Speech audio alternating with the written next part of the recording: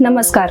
Sorted bye Laxmikant मध्ये मी रामेश्वरी शेजाळ तुमचं सगळ्यांचं मनापासून स्वागत करते. आज आपण जाणून घेणार आहोत आपल्या स्वप्नांचा शहर म्हणजेच मुंबईचा संपूर्ण इतिहास. आज आपण ज्याला मुंबई म्हणतो ती पूर्वी एक अखंड शहर नव्हती. ती कोलाबा, माझगाव, वरळी, परळ आणि माहीम अशी 7 वेगवेगळी बेटे होती.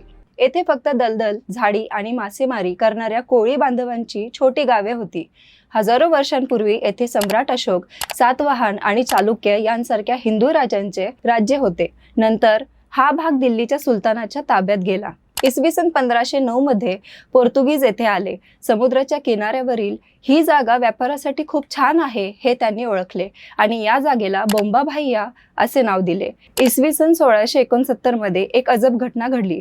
पोर्तुगालच्या राजकुमारीचे लग्न ब्रिटनच्या राजाशी झाला. या लग्नात पोर्तुगीजांनी संपूर्ण मुंबई शहर ब्रिटिशांना हुंडा म्हणून देऊन टाकले. ब्रिटिशांनी मग ही बेटे ईस्ट इंडिया कंपनीला दिली. इसवी सन 1782 मध्ये मुंबईचे गव्हर्नर विल्यम हॉर्नबाय यांनी पाहिले की पावसाळ्यात या बेटांची अवस्था खूप वाईट होते. त्यांनी 7 बेटे एकमेकांना जोडण्याचा मोठा विचार केला. समुद्रामध्ये दगड, माती आणि ढिगारे टाकून बेटे जोडण्याचे हे काम तब्बल 63 वर्ष चालले. या प्रकल्पामुळे 7 बेटे एकत्र येऊन आजची अखंड मुंबई तयार झाली. देशाच्या स्वातंत्र्यासाठी लढणाऱ्या काँग्रेस पक्षाची स्थापना 1885 मध्ये मुंबईतच झाली होती. 1947 मध्ये देश स्वतंत्र झाल्यावर मुंबईत गुजराती व्यापाऱ्यांचे वर्चस्व वाढले होते आणि मराठी माणसाला त्याचा हक्क मिळत नव्हता.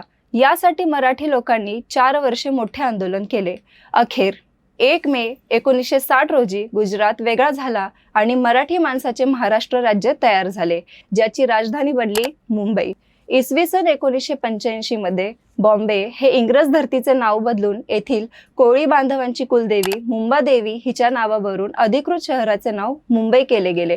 आज मुंबई ही भारताची आर्थिक राजधानी आहे, जिथे देशातील सर्वात मोठे व्यवहार चालतात आणि कोट्यावधी लोक आपले स्वप्न पूर्ण करण्यासाठी येतात. त्यामुळे मित्रांनो, तुम्हाला मुंबईचा हा इतिहास कसा वाटला मला खाली कमेंट करून नक्की सांगा. आणि हो, अशाच नवनवीन आणि रंजक माहितीसाठी आमच्या सॉर्ट आउट बाय लक्ष्मीकांत चॅनलला लाईक, शेअर आणि सबस्क्राईब करायला अजिबात विसरू नका. पुन्हा भेटूयात अशाच एका नवीन विषयासह. धन्यवाद.